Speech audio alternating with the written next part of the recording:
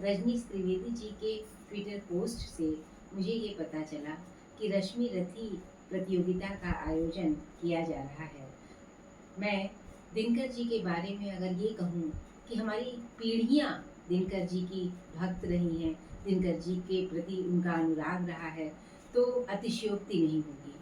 और एक चीज़ जो उनकी पुण्यतिथि के संदर्भ में है, 24 अप्रैल 1974 को दिनकर जी का निधन होता है और 1974 के ही 10 अक्टूबर को मेरा जन्म हुआ और नियति ने 24 अप्रैल 2016 को मेरे पिताजी को मुझसे छीना।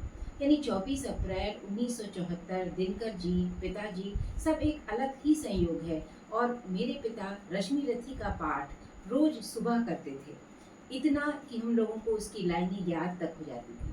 लेकिन आज मैं उनकी एक अलग कविता के बारे में दर्शकों के साथ उसको साझा करना चाहूँगी, जिस कविता का शीर्षक है रह जाता कोई अर्थ नहीं।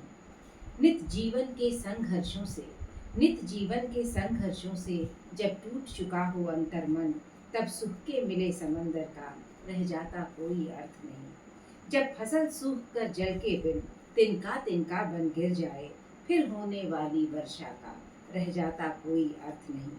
संबंध कोई भी हो लेकिन यदि दुख में साथ न दे अपना, फिर सुख में उन संबंधों का रह जाता कोई अर्थ नहीं। छोटी छोटी खुशियों के क्षण निकल जाते हैं रोज जहाँ, फिर सुख की नित्य प्रतीक्षा का रह जाता कोई अर्थ नहीं।